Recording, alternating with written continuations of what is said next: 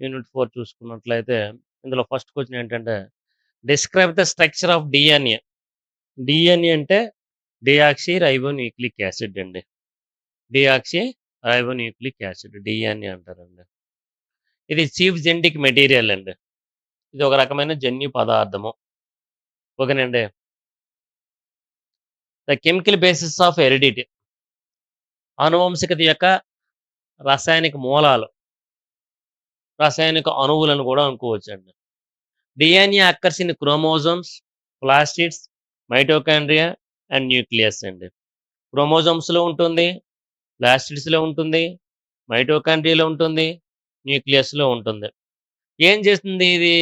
మెటబాలిజమ్స్ని, హెరిడిటీని కంట్రోల్ చేస్తుందని చెప్పుకోవచ్చునండి. మెటబాలిజం జీవక్రియలను, ఆనువంశికతను కంట్రోల్ చేస్తుంది. Franklin and Wilkinson performed x ray differentiation అనమాట. ఇది క్రిస్టలోగ్రఫీ ప్రక్రియ ద్వారా ఈ డిఎన్ఏని విల్కిన్సన్ అండ్ ఫ్రాంక్లిన్ అనే శాస్త్రవేత్తలు క్రిస్టలైజ్ చేయడం అనేది జరిగిందండి. ఓకేనండి. వాట్సన్ అండ్ క్రిక్ అనే శాస్త్రవేత్తలు దీన్ని ద్వికుండలీకరణ నిర్మాణాన్ని ప్రపోజ్ చేయడం అనేది జరిగిందండి. ద్వికుండలీకరణ లేదా డబుల్ హెలిక్స్ మోడల్ని డిఎన్ఏను ప్రపోజ్ చేయడం అనేది జరిగింది. ఈ డిఎన్ఏకి కెమిస్ట్రీ చూడండి ఏ విధంగా ఉంటది. డిఎన్ఏలో 2 పోచలనేవి ఉంటాయండి. ఎన్ని పోచలు ఉంటాయండి? 2 పోచలనేవి ఉంటాయి. అది పాలిమర్ ఆఫ్ న్యూక్లియోటైడ్స్ అనమాట. డిఎన్ఏ అనేది అనేక పోచలను కలిగి 2 పోచలను కలిగి ఉంటుందండి. ఆ 2 న్యూక్లియోటైడ్ పోచలు అనేది దేంతో పాలిమర్స్‌తో కూడినటువంటి న్యూక్లియోటైడ్స్ అనమాట. న్యూక్లియోటైడ్స్, న్యూక్లియోటైడ్స్ అనమాట. న్యూక్లియోటైడ్ కంటెంట్స్ న్యూక్లియోటైడ్ అంటే ఏంటి చూడండి. ఫాస్ఫేట్‌ని కలిగి ఉంటుంది, షుగర్ చక్కెరని కలిగి ఉంటుంది, నైట్రోజన్ బేసెస్‌ని కలిగి ఉంటుందండి. ఓకేనండి. న్యూక్లియోటైడ్ అంటే చూడండి nucleotide. Phosphate, sugar, nitrogen bases ఉంటే దాన్ని న్యూక్లియోటైడ్ అంటారు.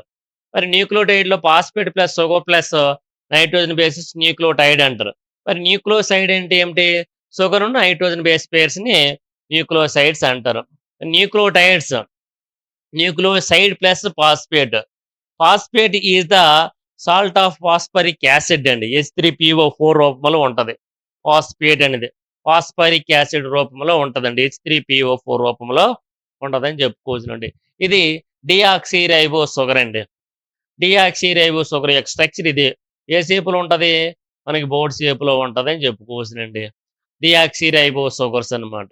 డియాక్సీ రైబో షుగర్స్ యొక్క ఫార్ములా కెమికల్ నిర్మాణం కెమిస్ట్రీ అంటే రసాయనిక పరమ నిర్మాణం అనేది ఈ విధంగా ఉంటదని చెప్పుకోవచ్చు. Sugar is deoxy ribose. Pentose sugars అనేవి ఉంటాయి. డియాక్సీ రైబోస్ షుగర్స్ అనేవి అందులో C8H10O6 అండి. డియాక్సీ రైబోస్ షుగర్స్ అనేవి ఉంటాయి. ఏ డిఎన్ఏ ఏ జెనెటిక్ మెటీరియల్ అయితే డియాక్సీ రైబోస్ షుగర్స్ ఉంటాయో వాటిని డిఎన్ఏలు అనేసి, అదేవిధంగా రైబోస్ షుగర్స్ ఎక్కడైతే ఉంటాయో వాటిని ఆర్ఎన్ఏలు అని అంటారు. Nitrogen base is carbon and nitrogen అండి. Heterocyclic compounds. కార్బన్‌కి అదేవిధంగా నైట్రోజన్ బేస్ పేర్స్‌కి నైట్రోజన్‌కి హెట్రోసైక్లిక్ కాంపౌండ్స్ అనేవి ఉంటాయి. నైట్రోజన్ బేసెస్ ఆర్ 2 టైప్స్ అండి. నైట్రోజన్ బేసెస్ అనేవి ఎన్ని రకాలుగా ఉంటాయి? నత్రజని క్షారాలు 2 రకాలుగా ఉంటాయి. వాటి ప్యూరిన్స్ ఉంటాయి. రెండవది పిరిమిడిన్స్ అనేవి ఉంటాయి. వాటి ప్యూరిన్స్ అండి. 2 పిరిమిడిన్స్ అనేవి ఉంటాయి. ప్యూరిన్స్ అనేవి 2 ఏంటి? Dicyclic compounds. Dicyclic compounds. Dicyclic rings అనేవి ఉంటాయి. ద్వినత్రజని వలయాలు అనేవి ఉంటాయండి. Purines and adenine and guanines A and G ఈ రెండింటిని ప్యూరిన్స్ అంటారు. మరి పిరిమిడిన్స్ అనేవి వేటిని అంటారు? సాధారణంగా చూసుకుంటే థయామిన్, సైటోసిన్, యురాసిల్ వీటిని ఏమంటారంటే పిరిమిడిన్స్ అని అంటారండి. Purines C bond and rings అనేవి ఉంటాయి. డైసైక్లిక్ రింగ్స్ అనేవి ఉంటాయి. పిరిమిడిన్స్ లో చూసుకున్నట్లయితే మోనోసైక్లిక్ రింగ్స్ అనేవి ఉంటాయండి. మోనోసైక్లిక్ రింగ్, హెక్సాగోనల్ రింగ్స్ అనేవి ఉంటాయండి. ఇక్కడ హెక్సాగోనల్ రింగ్స్ అనేవి ఉంటాయి. Purines are 2 types. Adenine, guanine. Pyrimidines are 3 types. Cytosine, thymine, uracil అనేది ఉంటుందండి. థయామిన్, సైటోసిన్, యురాసిల్ అనేవి ఉంటాయని చెప్పుకోవచ్చు. Thymine is present in DNA but absent in RNA. Thymine అనేది ఎక్కడ ఉంటది? డిఎన్ఏలో ఉంటది కానీ ఆర్ఎన్ఏలో ఉండదు. యురాసిల్ అనేది ఎక్కడ ఉంటుంది? ఆర్ఎన్ఏలో ఉంటుంది కానీ డిఎన్ఏలో ఉండదని చెప్పుకోవచ్చునండి. DNA contains adenine, thymine, guanine, cytosine అండి. RNA contain adenine, uracil, guanine, cytosine అండి. ఇక్కడ థైమిన్ ఉంటే ఇక్కడ యురాసిల్ ఉంటుంది, ఇక్కడ యురాసిల్ ఉంటే ఇక్కడ థైమిన్ అనేది ఉంటుందని చెప్పుకోవచ్చు. అడినిన్ పేర్స్ విత్ అడినిన్ అనేది సాధారణంగా చూసుకుంటే గువానిన్తో 2 హైడ్రోజన్ బంధాల చేత బంధింపబడి ఉంటుంది. Adenine always bonded with T అండి, guanine always bonded with C అండి. ఓకేనండి. అడినిన్ అనేది గువానిన్తో 2 హైడ్రోజన్ బంధాల చేత బంధింపబడి ఉంటుంది.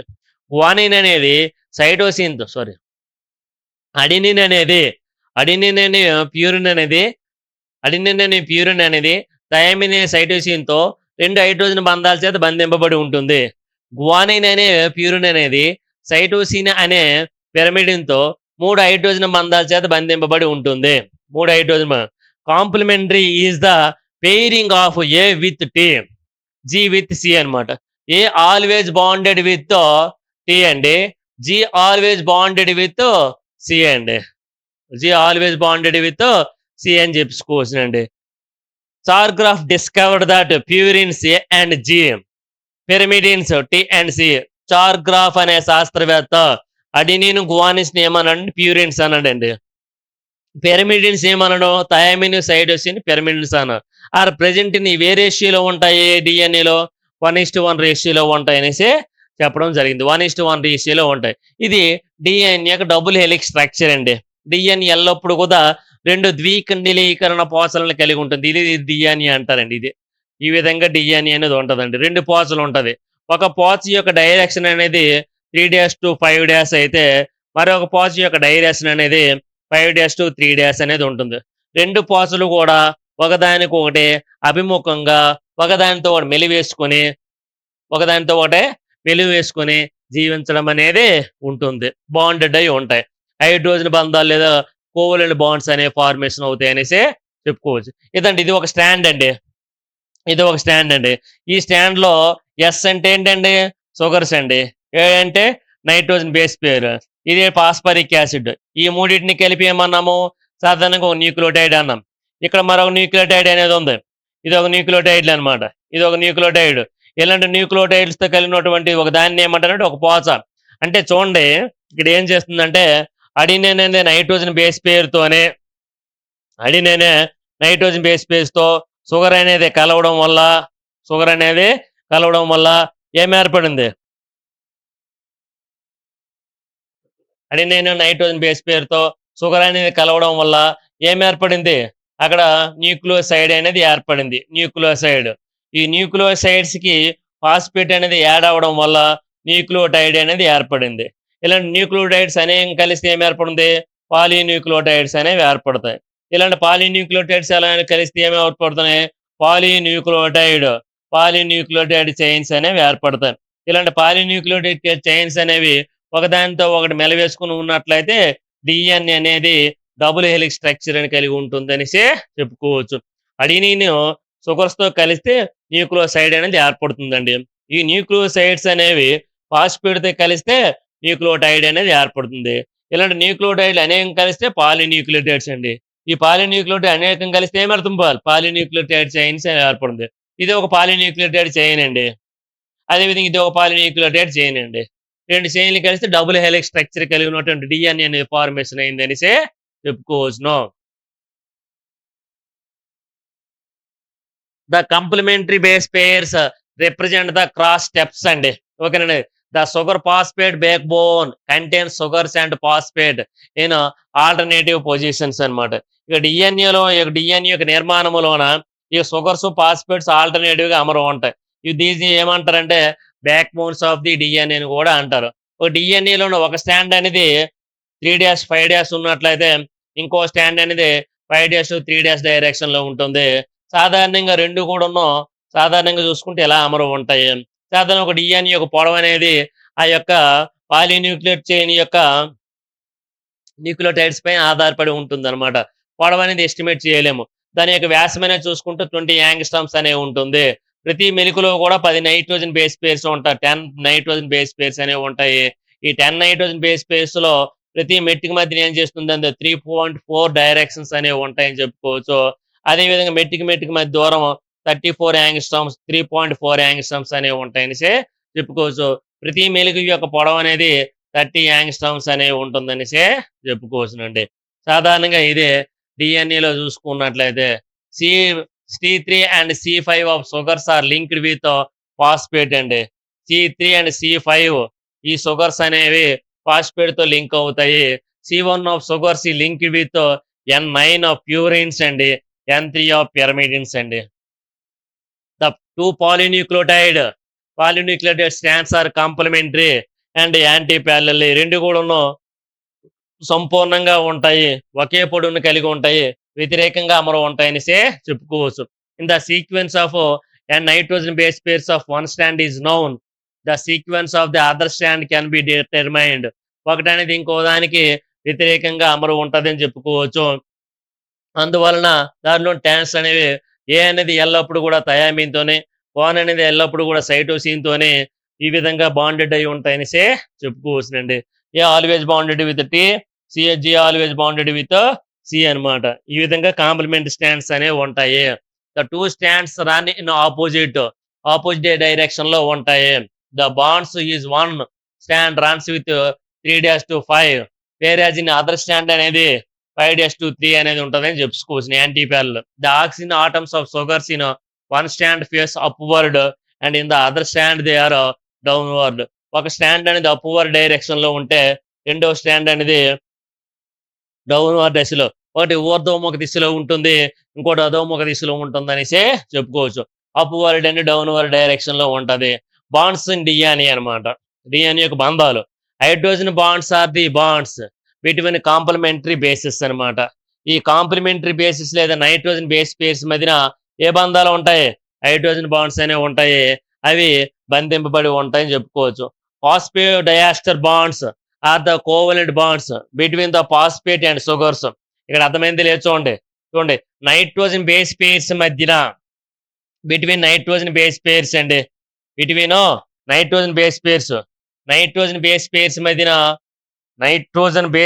మధ్యన ఏ బాండ్ టీ, వీటి మధ్యన హైడ్రోజన్ బాండ్స్ అనేవి ఉంటాయి. వీటి మధ్యన ఏ బాండ్స్ ఉంటాయి? హైడ్రోజన్ బాండ్స్ అనేవి ఉంటాయి. అదే విధంగా ఫాస్ఫేట్ అండ్ సుగర్స్ మధ్యన కోవలెంట్ బాండ్స్ అనేవి ఉంటాయి. అర్థమైంది లేదా? నత్రజని క్షారాల మధ్యన హైడ్రోజన్ బంధాలు అనేవి ఉంటాయండి. నత్రజని క్షారాల మధ్యన హైడ్రోజన్ బంధాలు అనేవి ఉంటాయి. అదే విధంగా ఫాస్ఫేట్ మరియు చక్కెర అణువుల మధ్యన ఏం బంధాలు ఉంటాయి? సంయోజనీయ బంధాలు అనేవి ఉంటాయి. సంయోజనీయ బంధాలు అనేసి ఉంటాయని చెప్పుకోవచ్చునండి. Glycosidic bonds are the covalent bonds between sugars and nitrogen base pairs అనమాట. మరి ఎక్కడ ఉంటాయండి?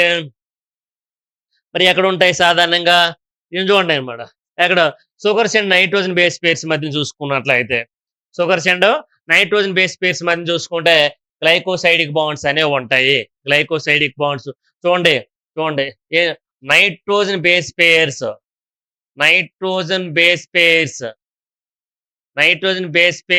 And between nitrogen base pairs మధ్య ఏముంటదండి? హైడ్రోజన్ బాండ్స్ అనేవి ఉంటాయి. హైడ్రోజన్ బాండ్స్ అనేవి ఉంటాయి. అదేవిధంగా between sugars and phosphate covalent bonds అనేవి ఉంటాయండి. అదేవిధంగా బిట్వీన్ దేని మధ్యన? Between nitrogen base pairs and sugars అనమాట. నైట్రోజన్ బేస్ పేర్స్ సుగర్స్ మధ్యన ఏముంటదండి? నైట్రోజన్ బేస్ పేర్స్ సుగర్స్ మధ్యన అక్కడ ఏముంటాయంటే గ్లైకోసైడిక్ బాండ్స్ అని గ్లైకోసైడిక్ బాండ్స్ అనేవి ఉంటాయి. One coil contains 10 base pairs అండి. The length of the one coil, దాని యొక్క కాయిల్ యొక్క పొడవు ఎంత ఉంది? 344 యాంగ్స్ట్రామ్స్ ఉంటే one coil contains 10 base pairs ని కలిగి ఉంటది. ఒక కాయిల్ అనేది 10 బేస్ పేర్స్ కలిగి ఉంటుంది. So the distance between the successive base pairs is 34 angstroms. అంటే ప్రతి బేస్ పేర్ ప్రతి స్టెప్స్ మధ్య డిస్టెన్స్ అనేది ఎంత ఉంటుందండి? 3.4 యాంగ్స్ట్రామ్స్ అనే ఉంటుంది. వన్ కాయిల్ రొటేట్స్ త్రూ 360 యాంగిల్లో తిరుగుతూ ఉంటదని చెప్పుకోవచ్చునండి. ఎల్లప్పుడు కూడా 360 యాంగిల్స్‌లో అది రొటేట్ అవ్వడం అనేది జరుగుతుంది. So, the angle between 2 successive base pairs is 36 అండి. అందువల్ల ఏం చేస్తుందంటే, ఆ రొటేషన్ అనేదేమో 36 అనేది ఉంటుందని చెప్పుకో. The radius of DNA molecules 11 అండి. 11 యాంగిస్ట్రామ్స్ అనేవి ఉంటాయి. ఓకేనండి. ద లెంత్, లెంత్ ఏ విధంగా ఉంటుంది? వేరియబుల్ లెంత్ మనం ఎస్టిమేట్ చేయలేము. ఎందుకంటే న్యూక్లియోటైడ్ యొక్క సంఖ్య పైన దాని యొక్క లెంత్ అనేది ఆధారపడి ఉంటుందని చెప్పుకోవచ్చు. 20 యాంగ్స్ట్రామ్స్ వెడల్పు అనేది డిప్త్ అనేది ఉంటుంది. 20 యాంగ్స్ట్రామ్స్ అనేవి ఉంటుందని చెప్పుకోవచ్చు. Properties of DNA. డిఎన్ఏ యొక్క ప్రాపర్టీస్ ఏంటి? ధర్మాలు ఏంటి? హై మాలిక్యులర్ వెయిట్, ఎక్కువ అణుభారాన్ని కలిగి ఉంటాయి మాలిక్యూల్స్. ఎక్కువ మాలిక్యులర్ వెయిట్ అనేది ఉంటుంది. High absorption in UV rays అనమాట.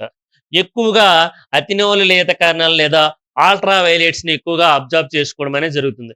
ఇనేషియేషన్ and high temperature. High temperature వద్ద ఏం చేస్తుంది అది విచ్ఛిన్నం అయిపోవడం అనేది జరుగుతుంది. ఓకేనండి. Types of DNA. డిఎన్ఏలో సాధారణంగా చూసుకున్నట్లయితే బిడిఎన్ఏ, జెడ్డిఎన్ఏలు అనేవి ఉంటాయి. B DNA is the common type of DNA అండి. డిఎన్ఏలో రకాలు ఉంటాయి. బిడిఎన్ఏ, జెడ్డిఎన్ఏ ఉండదు. B DNA is right handed and clockwise గా ఉంటది అనమాట. బిడిఎన్ఏ యొక్క డైరెక్షన్ ఎలా ఉంటుందంటే క్లాక్ వైజ్ ఉంటది. అదేవిధంగా హెరిడిటీ స్టెబిలిటీ అనమాట. హెరిడిటీ అనువంశికత అనేది స్థిరంగా ఉంటుందని చెప్పుకోవచ్చు బిడిఎన్ఏ. మరి జెడ్డిఎన్ఏ అనేది రేర్ టైప్, చాలా అరుదుగా ఉంటుంది రెడ్డిఎన్ఏ, జెడ్డిఎన్ఏ. మరి జెడ్డిఎన్ఏ అనేది ఏ విధంగా ఉన్నది? రైట్ హ్యాండెడ్ అనమాట, clockwise and left handed అనమాట. Right handed clockwise and left handed anti clockwise అనమాట. అక్కడ ఓన్లీ ఏం చేసాం, బిడిఎన్ఏ అనేది రైట్ హ్యాండెడ్ హెలికల్ అనమాట. కానీ ఇక్కడ clock wise manner, anti clock wise manner లో జెడ్డిఎన్ఏ ఉంటుంది. అందువల్ల దీన్ని జిగ్జాగ్ డిఎన్ఏ అంటారు అనమాట. అందువల్ల దీన్ని ఏమంటారంటే జిగ్జాగ్ డిఎన్ఏ అని కూడా అంటారు అనమాట. ఓకేనండి. జిగ్జాగ్ డిఎన్ఏ అని కూడా జెడ్డిఎన్ ఇంకే హెరిడిటీ స్టేబుల్ గా ఉంటది అనమాట. హెరిడిటీ ఇన్స్టేబుల్, వాడి యొక్క అనువంశిక స్వభావం అనేది స్టేబుల్ గా ఉండదు. జెడ్డిఎన్ఏ వాజ్ డిస్కవర్డ్ బై రోడ్లే న్యూజిలాండ్ దేశానికి చెందినటువంటి శాస్త్రవేత్త అండి ఆయన. అదేవిధంగా శశిశేఖరన్ గ్రూప్ ఇండియా అండి. ఓకేనండి. into 174 bacteriophages contains single strand DNA.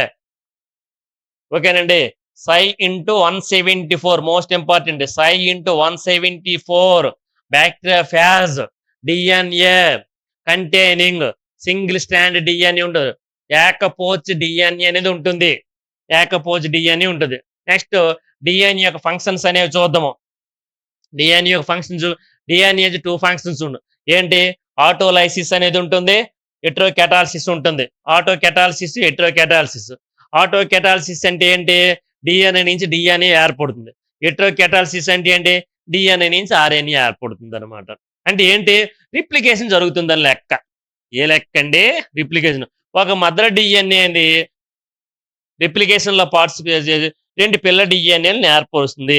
ఇలా ఏర్పడిన 2 పిల్ల డిఎన్ఏలు అన్ని విధాలు కూడా మదర్ డిఎన్ఏని పోలి ఉంటాయని చెప్పుకోవచ్చు. ఆ విధంగా డిఎన్ఏ నుంచి డిఎన్ఏ ఏర్పడినట్లయితే ఆటోకెటాలసిస్ అంటారు. మరి హెటెరోకెటాలసిస్ అంటే ఏంటి? డిఎన్ఏ నుంచి ఆర్ఎన్ఏ అనేది ఏర్పడుతుంది. ఏ విధంగా అంటే డిఎన్ఏ నుంచి ఎంఆర్ఎన్ఏ అనేది ఏర్పడుతుంది. ఎంఆర్ఎన్ఏ నుంచి ఏమి ఏర్పడుతుంది? ప్రోటీన్ సింథసిస్ అనేది ఏర్పడుతుంది. ఇలా ఏర్పడినట్లయితే దాన్ని ఎంఆర్ఎన్ఏ అంటారండి. డిఎన్ఏ నుంచి డిఎన్ఏ ఏర్పడినట్లయితే ఆటోకెటాలసిస్. హెటెరోకెటాలసిస్ డిఎన్ఏ నుంచి ప్రోటీన్స్ ఏర్పడుతుంది. ఇక్కడ ట్రాన్స్క్రిప్షన్ అనేది జరుగుతుంది. ట్రాన్స్క్రిప్షన్ ఇక్కడ ఏం చేస్తుంది? రిప్లికేషన్ జరుగుతుంది. ఏ రకమైన రిప్లికేషన్ జరుగుతుంది? Semi conservation. ఏ కన్జర్వేషన్ అంటే సెమీ కన్జర్వేషన్ అంటే అర్ధ సంరక్షణ పద్ధతి అండి. అర్ధ సంరక్షణ పద్ధతి అంటే ఏమిటి? సాధారణంగా చూసుకుంటే ఒక డిఎన్ఏ అనేది రిప్లికేషన్ లో పార్టిసిపేట్ చేసి 2 పిల్ల డిఎన్ఏలు ఏర్పడతాయి. ఏర్పడిన 2 పిల్ల డిఎన్ఏలు కూడా అన్ని విధాలుగా దేని పోలు ఉంటాయి?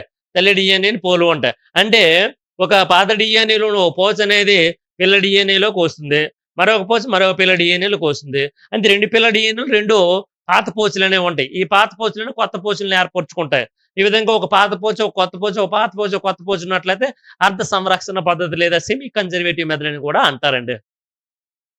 ఏ మెథడ్ అంటారండి? సెమీ కన్జర్వేటివ్ మెథడ్ అని కూడా దాన్ని ఏమంటారండి? సెమీ కన్జర్వేటివ్ మెథడ్ అనేసి కూడా అంటారు. ఇదే ద ఫంక్షన్స్ ఆఫ్ డిఎన్ఏ అని చెప్పుకోవచ్చు. Functions of DNA 2 autocatalysis, heterocatalysis అని ఉన్నాయి. ఓకే.